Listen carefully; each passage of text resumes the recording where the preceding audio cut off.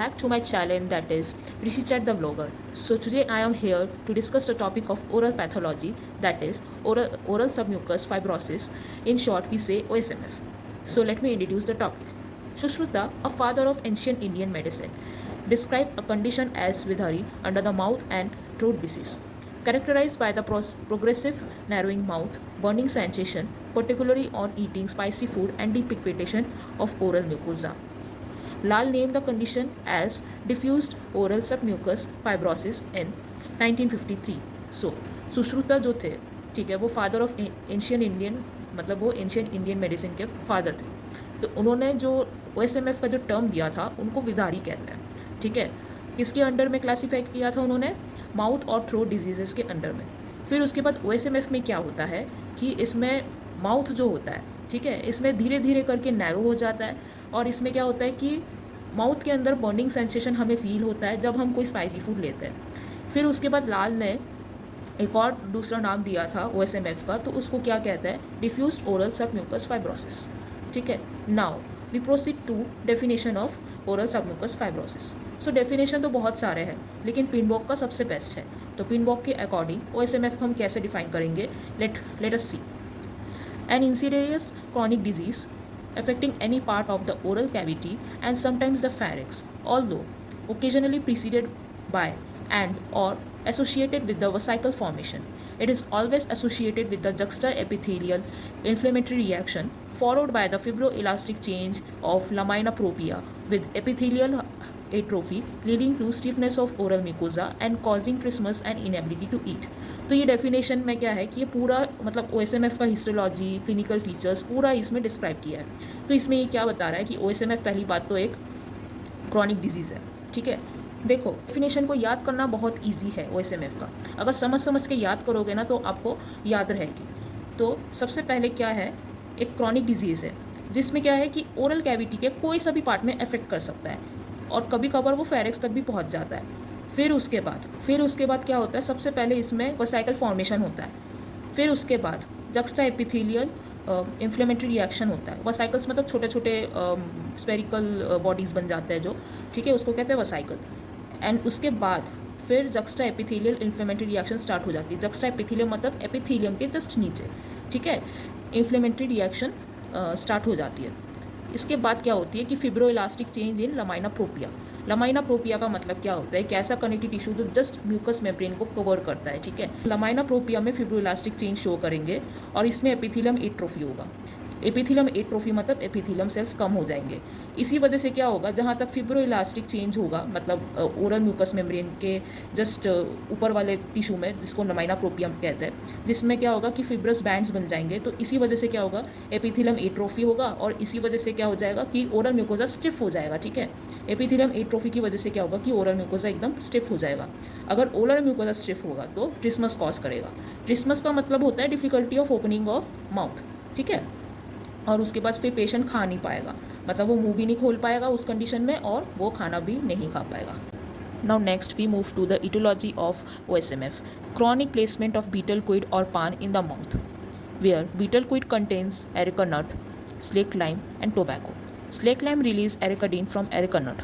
Ericadine gives the feeling of euphoria and well-being of users. Point to be noted that the submucosal changes are seen due to the erica nut and the epithelium changes are seen due to the tobacco, and karyogenesis is also takes place by tobacco. So इसमें सबसे पहले etiology में क्या होगा कि अगर कोई इंसान मान लो बीटल क्विड का मतलब बीटल लीफ होता है ना, बीटल लीफ में ऐसे सुपारी रखता है, फिर उसको मतलब मुंह में ही रखता है. ठीक है, तो इसमें बहुत देर तक वो जो है बीटल क्विड वो मुंह में रखता है, पान या फिर पान. उसकी वजह से क्या होता है कि जो बीटल क्विड रहता है उसमें एरिका नट रहता है. एरिका नट का मतलब सुपारी. ठीक है, स्लेक लाइम रहता है, स्लेक लाइम का मतलब चूना. ठीक है, और टोबैको मतलब तंबाकू. ये सारे एलिमेंट्स रहते हैं बीटल क्विड के अंदर. फिर क्या होगा इसमें कि जो स्लेक लाइम होगा मतलब चूना, ठीक है, स्लेक लाइम क्या रिलीज़ करेगा? एक केमिकल रिलीज़ करेगा, उसे कहते हैं एरिकाडिन. एरिकाडिन कहाँ से रिलीज़ होगा? एरिका नट से. ठीक है, फिर एरिकाडिन क्या करता है कि हमें बहुत यूफोरिक इफेक्ट देता है. यूफोरिक मतलब हमें अच्छा महसूस होता है एरिकाडिन से. ठीक है, फिर उसके बाद क्या होता है कि एरिका नट की वजह से क्या होगा कि सब म्यूकोजल चेंजेस हो गए, मतलब म्यूकोजा के नीचे के जो हिस्से है उसमें चेंजेस हमें दिखाई देंगे, ठीक है। फिर टोबैको की वजह से क्या होगा कि एपिथेलियम में चेंजेस आ जाएंगे और कैरियोजेनेसिस भी होगा। कैरियोजेनेसिस मीन्स एपिथेलियम चेंजेस आएंगे जिससे कि कुछ एपिथेलियम सेल्स कैंसर कॉजिंग हो जाएंगे। तो न्यूट्रिशनल डिफिशियंसी की वजह से क्या होता है कि अगर मान लो कोई पर्सन मतलब अच्छे से न्यूट्रिशन नहीं ले रहा, फूड नहीं ले रहा, is a few persons may have genetic predisposition, so genetically भी हो सकता है OSMF, ठीक है। फिर clonal selection of fibroblast resulting in high amount of collagen production during the long term exposure to areca quid. हाँ, तो ये एक पॉइंट इंपॉर्टेंट है। तो इसमें क्या बोल रहा है कि फिब्रोब्लास्ट जो है वो क्लोनिंग कर रहा है, ठीक है, उसमें मतलब बहुत ज़्यादा मल्टीप्लाई हो रहा है। इसी की वजह से क्या होगा कि फिब्रोब्लास्ट जहाँ तक बहुत ज़्यादा क्लोनिंग शो करेगा, बहुत ज़्यादा जो है, इसी की एरिका क्विड की वजह से कोलेजिन बहुत ज़्यादा प्रोड्यूस होगा, ठीक है। फिर उसके बाद deficiency in collagen phagocytosis by OSMF fibroblast. So इसमें क्या है कि कोलेजिन फैगोसाइटोसिस मतलब एनगल्फ ऑफ फॉरेन बॉडी और पैथोजेनिक बॉडी, ठीक है। तो कोलेजिन फैगोसाइटोसिस एब्सेंट रहेंगे उस केस में बाय OSMF फिब्रोब्लास्ट में कोलेजिन फैगोसाइटोसिस एब्सेंट रहेंगे। फिर stabilisation of collagen structure by products release by areca nut. तो कोलेजिन स्ट्रक्चर जो होगा उसका स्टेबलाइजेशन होगा, ठीक है, मतलब collagen structure highly cross linked हो जाएगा, बहुत ज़्यादा कॉम्प्लेक्स स्ट्रक्चर में हो जाएगा जिससे कि उसे ब्रेक डाउन करना बहुत मुश्किल हो जाएगा, है ना। और ये कहाँ से रिलीज़ होता है, एरिका नट से, ठीक है। फिर उसके बाद फिब्रोब्लास्ट के जो जीन्स है उसमें म्यूटेशंस होगा। So now we are going to discuss about pathogenesis of OSMF। First of all, oral mucosa is affected by betel quid chewing habit. Then constant irritation occurs at oral mucosa for the uses of betel quid for longer period. Then chronic inflammation takes place in the oral mucosa. Then in mucosa, the T cells gets activated and also macrophages gets activated, that is interleukin 6, then interferon gamma, then growth factor T means transforming growth factor beta increases, then transforming growth factor beta releases. Then there is an increase in procollagen and by the action of increasing in lysozyl oxidase, or in short we say LOX enzyme. Then collagen further increase in the form of insoluble by the flavonoids in areca nut. Then there is a further increase in collagen production, then further release in TGF beta. Then collagenous activity decrease because of flavonoids. Then collagen degeneration is decreased, in which collagen production increases and collagen degradation decreases. Then there is a overall increase in collagen, that is collagen becomes highly cross-linked and insoluble. Then it leads to fibrosis and results oral submucous fibrosis. तो इसमें क्या बता रहा है कि सबसे पहले oral mucosa जो होगा वो फिर अगर हम लंबे समय तक च्यू करेंगे, ठीक है, और लंबे समय तक ओरल म्यूकोसा में रखेंगे तो ओरल म्यूकोसा अफेक्ट करेगा। इसी की वजह से क्या होगा कि कांस्टेंट इरिटेशन होगा, ठीक है, कांस्टेंट इरिटेशन होगा अगर हम बहुत लंबे समय तक बीटल क्विड को अपने मुंह पे रखेंगे। फिर उसके बाद क्या होगा कि क्रॉनिक इन्फ्लेमेशन होगा ओरल म्यूकोसा में, है ना, इन्फ्लेमेशन एकदम क्रॉनिक हो जाएगा, ठीक है। फिर इन्फ्लेमेटरी सेल्स जो है that means T cells macrophage सब एक्टिवेट हो जाएंगे, interleukin 6, TNF and interferon gamma. फिर उसके बाद क्या हो जाएगा कि ग्रोथ फैक्टर TGF मतलब ट्रांसफॉर्मिंग ग्रोथ फैक्टर बीटा बढ़ जाएंगे, फिर ट्रांसफॉर्मिंग ग्रोथ फैक्टर रिलीज़ कर जाएंगे। फिर जब ट्रांसफॉर्मिंग ग्रोथ फैक्टर रिलीज़ हो जाएगा तब क्या होगा कि जो प्रोकोलाजिन है वो इंक्रीज़ हो जाएगा। अगर प्रोकोलाजिन इंक्रीज़ हो जाएगा तो प्रोकोलाजिन से फिर कोलाजिन में कन्वर्ट हो जाएगा, वो इंक्रीज़ हो जाएगा सल्यूबल फॉर्म में, जो कि सल्यूबल है। और ये किसके द्वारा मतलब इंक्रीज़ हो जाएगा कोलाजिन, लाइसोजाइल ऑक्सीडेज एक एंजाइम है जो कोलाजिन प्रोडक्शन को मतलब स्टिमुलेट करता है, ठीक है। फिर उसके बाद कोलाजिन हार्ड हो जाएगा धीरे धीरे करके, ठीक है, धीरे धीरे करके कोलाजिन हार्ड हो रहा है। इसमें क्या है, कोलाजिन इनसोल्यूबल फॉर्म में कन्वर्ट हो रहा है। इनसोल्यूबल फॉर्म किसकी वजह से कन्वर्ट हो रहा है, फ्लैविनॉइड्स जो है एरिका नट्स में उसकी वजह से, ठीक है। फिर उसके बाद क्या है कि फर्दर कोलाजिन प्रोडक्शन हो रहा है, ठीक है, कोलाजिन प्रोडक्शन फर्दर कंटिन्यू हो रहा है, कोलाजिन बढ़ता ही जा रहा है। इसी की वजह से ट्रांसफॉर्मिंग ग्रोथ फैक्टर बीटा भी रिलीज़ होता जा रहा है। और कोलाजिनस एक्टिविटी मतलब लाइसिस ऑफ कोलाजिन, ठीक है, वो घटता जा रहा है, मतलब वो कम होता जा रहा है, किसकी वजह से, फ्लैविनॉइड्स की वजह से, ठीक है। फिर उसके बाद क्या हो रहा है कि कोलाजिन डिग्रेडेशन मतलब कोलाजिन पूरी तरीके से ख़त्म हो जाना, वो भी डिक्रीज़ हो रहा है, ठीक है। इसी की वजह से अगर ये दोनों डिक्रीज़ हो जाएंगे तो इसी की वजह से क्या होगा कि कोलाजिन प्रोडक्शन बढ़ जाएगा, ठीक है, और कोलाजिन प्रोडक्शन अगर बढ़ जाएगा तो कोलाजिन डिग्रेडेशन भी कम हो जाएगा। इसी की वजह से क्या होगा कि कोलेजिन ओवरऑल बहुत ज़्यादा बढ़ जाएंगे और कोलेजिन बहुत ज़्यादा कॉम्प्लेक्स स्ट्रक्चर बनाएगा, मतलब हाईली क्रॉस लिंक्ड और बहुत सल्यूबल, बहुत हार्ड बन जाएगा कोलेजिन। इसी की वजह से ओरल म्यूकोजा में फिब्रोसिस हमें नज़र आता है, मतलब फिब्रोसिस होगा इसी की वजह से, और इसी की वजह से क्या हो जाएगा OSMF। So now we are moving towards clinical features of OSMF.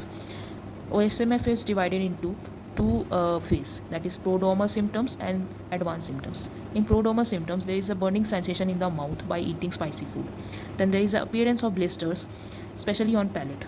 Then also the vesicle formation takes place in buccal mucosa as well as palate. Then there is a excessive salivation, abnormal gustatory function. Gustatory function means abnormal taste sensation. Okay. Then there is a vascular dilation manifesting clinically as petechiae. तो इसमें prodromal symptoms में क्या है, सबसे पहले mouth में हमें जलन होगा स्पाइसी फूड खाने से, फिर उसके बाद पैलेट में ब्लिस्टर्स यानी छाले पड़ जाते हैं, ठीक है। फिर उसके बाद हमें बकल म्यूकोजा में छोटे छोटे दाने, मतलब वसाइकल्स का मतलब दाने नज़र आ जाते हैं बकल म्यूकोजा और पैलेट में भी, ठीक है। फिर उसके बाद एक्सेसिव सलाइवेशन, मतलब सलाइवा बहुत एक्सेसिवली प्रोड्यूस करता है, और इसी की वजह से क्या होता है कि टेस्ट सेंसेशन भी गड़बड़ हो जाती है ना। और उसके बाद क्या होगा कि फोकल, मतलब एक ही जगह में ब्लड वेसल्स डायलेट हो जाएंगे, इसी की वजह से हमें पेटिके नज़र आएगा। पेटिके का मतलब क्या होता है कि स्मॉल छोटे छोटे से रेड कलर के वो होते हैं, है ना, रैशेस टाइप, और या फिर पैचेस भी कह सकते हो, जिससे कि ब्लड वेसल्स के फूलने से होता है, ठीक है। Now symptoms in advance OSMF. Presence of blanching in oral mucosa with the appearance of white fibrotic bands, where blanching means a persistent white marble-like appearance in oral mucosa. It is localized, diffuse, reticular, tough, leathery in texture of oral mucosa, and palpable white fibrous bands are seen. Fibrous bands in buccal mucosa run in vertical dimension. Sometimes fibrosis may spread to pharynx. Tongue involvement, diminished size of tongue, impairment in its movement along with the significant atrophy of papillae. Then presence of difficulty in mouth opening, inability to whistle, blow out the candle, and difficulty in swallowing. Commonly affected sites involved lip, buccal mucosa, palate, retromolar pad area, and so on. Lips are involved, it becomes rubbery and characterized by the presence of circular bands around rima ovis. Buccal mucosa becomes blanched and inelastic. In severe cases, it shows palpable vertical bands. Male and female are equally affected. It affects in young adults age of 20 to 40 years. तो advance वाले में क्या होता है कि oral mucosa blanch हो जाएंगे। Blanch मतलब एक वाइट मार्बल लाइक अपीयरेंस बनाता है ओरल म्यूकोजा में, जो परसिस्टेंट मतलब कंटिन्यूस होता है, ठीक है। वो लोकलाइज होता है, मतलब एक ही जगह में होता है। और डिफ्यूज्ड मतलब not in proper shaped, it is diffuse, ठीक है। फिर उसके बाद रेटिकुलर होंगे, मतलब रेक्टेंगुलर होंगे, ठीक है, ऐसे ऐसे बैंड्स होंगे। फिर टफ मतलब बहुत हार्ड कंसिस्टेंसी का होगा, लेदरी होगा, ठीक है। मतलब ये इसका कंसिस्टेंसी मीन्स टेक्सचर बता रहा है ओरल म्यूकोजा का। फिर उसके बाद ये जो वाइट फिब्रस बैंड्स है, ये हम पैल्पेट भी कर सकते हैं, उसको हम फील भी कर सकते हैं, ठीक है। तो उसको कहते हैं ब्लांचिंग। ब्लांचिंग मतलब क्या होता है, सिंपली याद रखो कि एक वाइट मार्बल लाइक अपीयरेंस बनाता है ओरल म्यूकोजा में, ठीक है, जो कि लोकलाइज डिफ्यूज्ड होता है, रेटिकुलर होता है, टफ होता है और लेदरी होता है टेक्सचर में, ठीक है। और वाइट फिब्रस बैंड्स पैल्पेबल होता है। फिर उसके बाद फिब्रस बैंड्स जो होता है वो वर्टिकली ऐसे ऐसे रन करता है, ठीक है। और फिब्रोसिस जो होता है वो कुछ केसेस में, मतलब सीवियर केसेस में, वो फेरिक्स में भी स्प्रेड कर जाता है। फिर अगर टंग इन्वॉल्व हुआ, मतलब उसमें अगर टंग इन्वॉल्व हो जाता है, तो इसी की वजह से क्या होगा कि टंग का साइज़ बहुत छोटा हो जाएगा, ठीक है। टंग मूव नहीं कर पाएगा, ठीक है, जैसे हम नॉर्मल मूवमेंट करते हैं वैसे वो मूव नहीं कर पाएगा, ठीक है। फिर उसके बाद टंग मतलब डॉर्सल सरफेस में जो छोटे छोटे पैपिले रहता है, पैपिले मतलब उसी की वजह से क्या होता है कि taste buds are found in those papillae. So उसी की वजह से क्या हो जाएगा, पैपिले भी कम हो जाएगा। और अगर पैपिले कम हो जाएगा देन हमें test sensation would be abnormal, ठीक है। फिर उसके बाद क्या होगा कि माउथ ओपनिंग में डिफ़िकल्टी होगा, माउथ ओपनिंग नहीं हो पाएगा पूरी तरीके से, ठीक है। फिर उसके बाद वो पेशेंट सीटी नहीं बजाएगा, क्योंकि बक्कल म्यूकोजा तो पूरी तरीके से फिब्रस बैंड से, मतलब पूरी तरीके से फिब्रस बैंड्स की वजह से बक्कल म्यूकोजा लॉक्ड है। इसी की वजह से वो विसल नहीं कर पाएगा, कैंडल भी ब्लो नहीं कर पाएगा, स्वॉलो भी नहीं कर पाएगा, मतलब खाना भी अच्छे से वो निगल नहीं पाएगा, ठीक है। वो कैंडल भी ब्लो नहीं कर पाएगा। उसका अगर हैप्पी बर्थडे होगा पेशेंट का तो वो ऐसे कैंडल भी ब्लो नहीं। ज़्यादा कहाँ पे होता है, सबसे ज़्यादा मतलब कॉमनली अफेक्टेड साइट्स, तो सबसे ज़्यादा कहाँ पे होता है? लिप में होता है, बकल म्यूकोजा में तो सबसे ज़्यादा होता है, पैलेट में सबसे ज़्यादा होता है, और रेट्रोमोलर पैड एरिया। रेट्रोमोलर पैड का मतलब क्या होता है? रेट्रो का मतलब पीछे, ठीक है, मोलर का मतलब मोलर टीथ, तो मोलर टीथ के जो पीछे के जो पैड है वहीं पे मतलब वहीं पे अफेक्ट करेगा, ठीक है। मतलब ये जैसे मोलर्स है, ठीक है, ये थर्ड मोलर है, ये सेकेंड मोलर है, ठीक है, then it is first molar. अब थर्ड मोलर के जो थोड़ा सा बचा हुआ है म्यूकोसा, ठीक है, उसको रेट्रोमोलर पैड कहते हैं, ठीक है, रेट्रोमोलर पैड कहते हैं इसको, ठीक है। तो वहाँ पर भी ये चीज़ अफेक्ट करेगा ओरल सबम्यूकस फिब्रोसिस, ठीक है। फिर उसके बाद अगर लिप इन्वॉल्व होगा तो लिप कैसे होगा कि पूरी तरीके से रबर कंसिस्टेंसी के हो जाएंगे और हमें सर्कुलर बैंड्स नज़र आएगा। रीमा ओरिस मतलब लिप के पास जो मसल हमें दिखाई देती है लिप के चारों तरफ, ठीक है, ये जो मसल्स है, मसल्स ऑफ फेशियल एक्सप्रेशन तो पड़ा होगा, उसी में ही ओरिस बताया था, है ना। तो इसमें क्या होता है कि रीमा ओरिस इसको कहते हैं, जो ये मसल्स है लिप के आसपास, इसी की वजह से हमें सर्कुलर बैंड्स भी नज़र आएंगे वाइट कलर के, ठीक है। फिर ओरल म्यूकोसा पूरी तरीके से ब्लांच्ड हो जाएगा, ठीक है, और इन इलास्टिक हो जाएगा, ओके। देन उसके बाद क्या होगा कि वर्टिकल बैंड्स जो होंगे, जो वर्टिकल बैंड्स हमें नज़र आएंगे उसको हम फील कर पाएंगे जब हम टच करेंगे, वी कैन फील इट, ठीक है। जब हम टच करेंगे उन वर्टिकल बैंड्स को जो बकल म्यूकोसा में प्रेजेंट है, तो वो हम मतलब फील कर सकते हैं, ठीक है।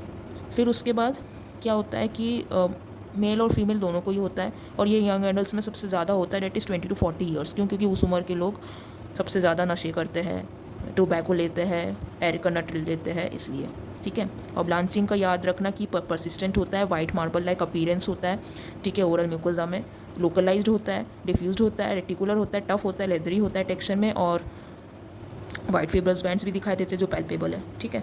हाँ, उसके बाद हम पढ़ते हैं क्लिनिकल ग्रेडिंग ऑफ OSMF। ये बहुत इंपॉर्टेंट क्वेश्चन है और ये अक्सर वाइवा में भी पूछा जाता है, और मैंने इंटेंशनली ये कलर्स यूज़ किया है, dark green, light green, yellow, फिर ऑरेंज, फिर रेड, डार्क रेड। क्यों? क्योंकि ग्रीन मतलब नॉर्मल होता है, ठीक है, और डार्केस्ट रेड मतलब सीवियर होता है, ठीक है ना। तो सबसे पहले क्या होगा, ग्रेड 1 में क्या होगा कि ओरल म्यूकोसा जो होगा वो ब्लांच्ड होगा। ब्लांचिंग का तो मतलब मैंने बता दिया है कि वाइट मार्बल लाइक कंसिस्टेंसी बन जाता है, ठीक है, रेटिकुलर होता है, फिर लोकलाइज्ड होता है, डिफ्यूज होता है, और बहुत ज़्यादा टफ होता है, ठीक है, और उसी की वजह से वाइट फिब्रस बैंड्स बन जाती है और पैल्पेबल होता है, उसे वो कहते हैं ब्लांचिंग।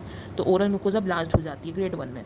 फिर उसके बाद ग्रेड 2 में क्या होती है, grade 1 plus burning sensation of oral mucosa. अब ओरल म्यूकोसा में ब्लांचिंग के साथ साथ क्या होगा, बर्निंग सेंसेशन भी होगा।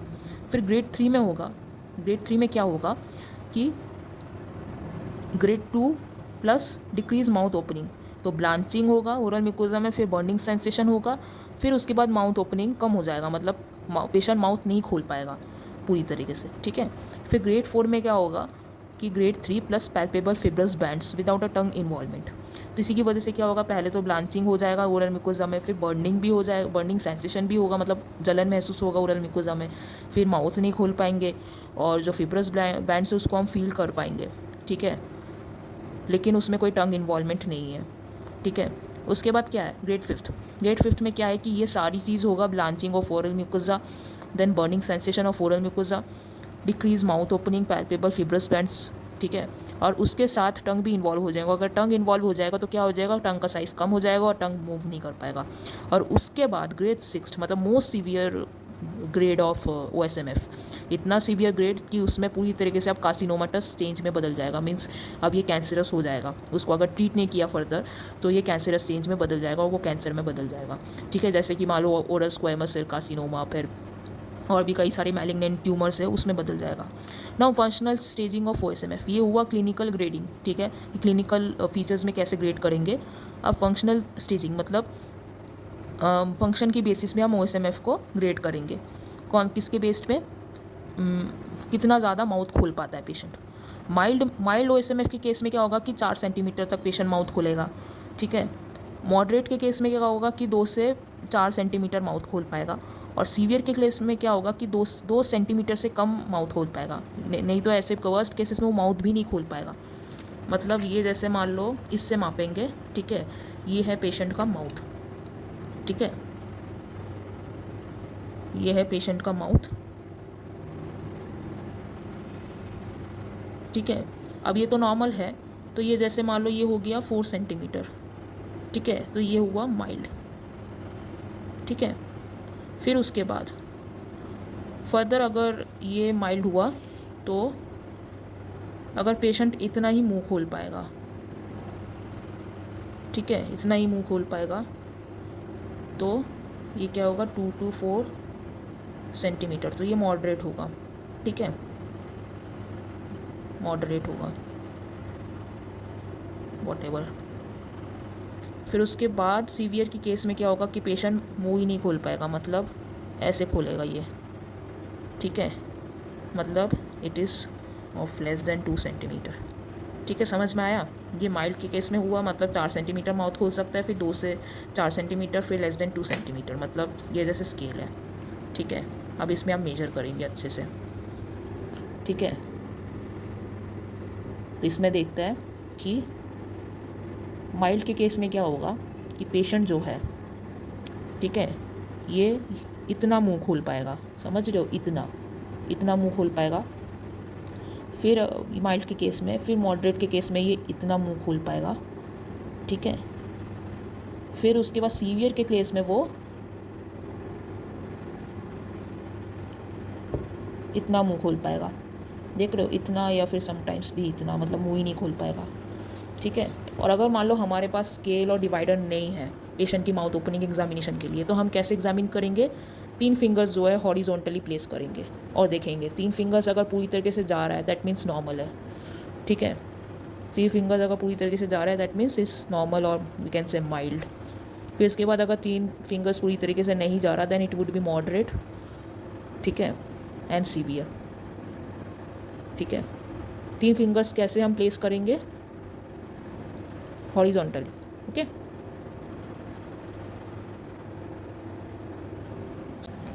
Now guys, we are moving to histopathological features of OSMF. First of all, the epithelium changes include subepithelium vesicle formation in the early lesions and hyperkeratosis with marked atrophy in the advanced lesion. Epithelium dysplasia is about 10 to 15%. Juxtaepithelium hyalinization is prominent feature. Connective tissue is characterized by extremely dense avascular collagenous tissue with variable number of chronic inflammatory cells. तो इसमें histopathological features में हमें क्या दिखाई देता है, ये जैसे मैंने डायग्राम बनाई है, तो हम डायग्राम से इस फीचर्स को जो लिखा है मैंने नोट्स के फॉर्म पे, इसको हम कंपेयर करके एक्सप्लेन कर सकते हैं, ठीक है। तो अगर एग्ज़ाम में हिस्टोपैथोलॉजिकल फीचर्स आएगा तो आप लोग क्या करना, हिस्टोपैथोलॉजिकल फीचर्स भी लिखना और साथ ही साथ neat and clean eosinophilic and haematoxylin pencil के साथ डायग्राम बनाना, ताकि आपको 5 में से 4 या 3, तो 3 नहीं 4 या 3.5 तो दे ही देंगे, ठीक है। सो इसमें क्या होगा, सबसे पहले कि एपिथेलियम चेंजेस शो करेंगे, जिससे क्या होगा कि एपिथेलियम के नीचे वसाइकल फॉर्मेशन होगा, मतलब वसाइकल्स बन जाएंगे। फिर उसके बाद हाइपर कैरेटोसिस भी होगा, मतलब कैरेटिन बहुत ज़्यादा हो जाएंगे इसमें, ठीक है। और एपिथेलियम एट्रोफिक हो जाएंगे, एट्रोफिक मीन्स एपिथेलियम कम हो जाएंगे, ठीक है।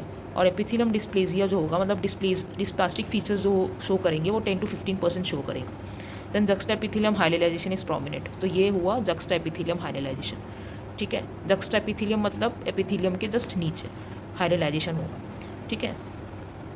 फिर उसके बाद कनेक्टिव टिश्यू में क्या हो, एक्सट्रीमली डेंस है ना, कोलेजिनस फाइबर हमें दिखाई देंगे, ठीक है। एक्सट्रीम डेंस कोलेजिन फाइबर से भरा रहेगा कनेक्टिव टिश्यू, और हमें एक मसल बंडन का लॉन्गिट्यूडनल क्रॉस सेक्शन भी दिखाई देगा। लॉन्गिट्यूडनली मसल बंडन, ये लॉन्गिट्यूडनल है और ये क्रॉस सेक्शन है, ठीक है। फिर उसके बाद सबसे पहले हम हिस्टोलॉजिकली इसको हम कैसे स्टेज करेंगे, सबसे पहले हम जाते हैं वेरी अर्ली स्टेज, मतलब बहुत अर्ली स्टेज में क्या होगा, presence of fibrillar collagen showing marked oedema, presence of inflammatory cells mainly nuclear neutrophils and occasional eosinophils। तो वेरी अर्ली स्टेज में क्या होगा कि हमें फिब्रिलर कोलेजिन दिखाई देंगे, ठीक है, फिब्रिलर कोलेजिन दिखाई देंगे हमें, ठीक है, जिसमें क्या होगा कि एडेमा भी हो सकता है। फिर इन्फ्लेमेटरी सेल्स में कौन कौन से पॉलीमॉर्फो न्यूक्लियर न्यूट्रोफिल्स दिखाई देंगे, ठीक है, और इजिनोफिल्स बहुत रियरली दिखाई देंगे, मीन्स ओकेजनली दिखाई देंगे, ठीक है। फिर उसके बाद क्या होगा, अर्ली स्टेज में क्या होगा, presence of juxtaepithelial hyalinisation, Then thickened separate bundles of collagen fibers are seen along with the lymphocytes and eosinophil and occasional plasma cells. ठीक है, तो अर्ली स्टेज में क्या होगा, सबसे पहले जक्स्टा एपिथेलियम हाइड्रोलाइजेशन हमें दिखाई देगा.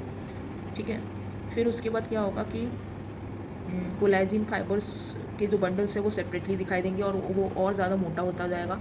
फिर इन्फ्लेमेटरी सेल्स अब कौन कौन से होंगे, जैसे लिम्फोसाइट्स है, फिर इजिनोफिल्स है और ओकेजनली हमें प्लाज्मा सेल्स भी दिखाई देंगे.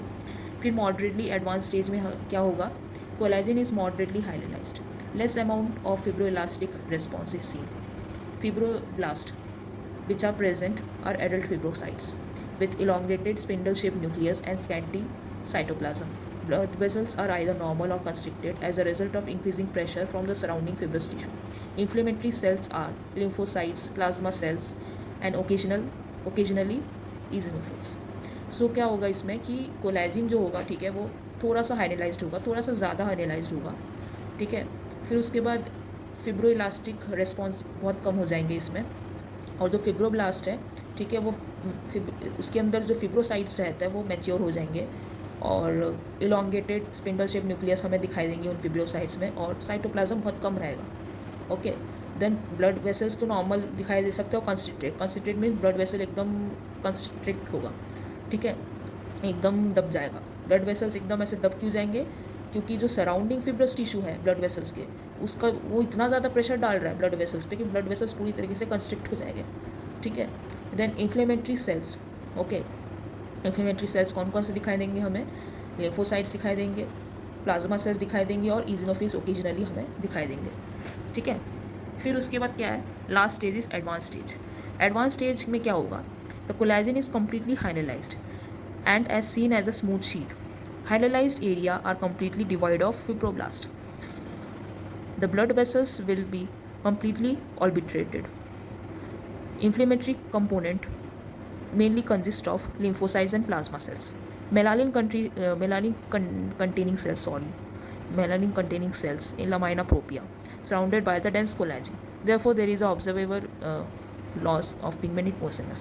तो एडवांस स्टेज में क्या होगा कि सबसे पहले तो कोलेजिन जो होगा वो पूरी तरीके से हाइलाइज्ड हो जाएगा. ठीक है, फिर उसके बाद क्या होगा कि पूरी तरीके से हाइलाइज हो जाएगा, वो स्मूथ शीट में हमें दिखाई देगा. फिर जो हाइलाइज्ड एरिया है, ठीक है, उसमें क्या होगा कि उसमें से फिब्रोब्लास्ट बहुत ज़्यादा मतलब रहेंगे और ब्लड वेसल्स जो होगा, ठीक है, वो ऑल्बिट्रेटेड मतलब कम्प्लीटली कॉन्स्ट्रिक्टेड हो जाएंगे क्योंकि जो फिब्रस बंडल के जो प्रेशर एक्सर्ट करेगा ब्लड वेसल्स पे. ठीक है, फिब्रस बंडल जितना बढ़ेगा उतना ही मतलब है ना, ब्लड वेसल कम्प्लीटली दब जाएंगे. फिर उसके बाद इन्फ्लेमेटरी कंपोनेंट कौन कौन से होंगे, लिम्फोसाइट्स और प्लाज्मा सेल्स. ठीक है, मेलानिन कंटेनिंग सेल्स, मेलानिन मतलब जो पिगमेंट प्रोड्यूस करता है.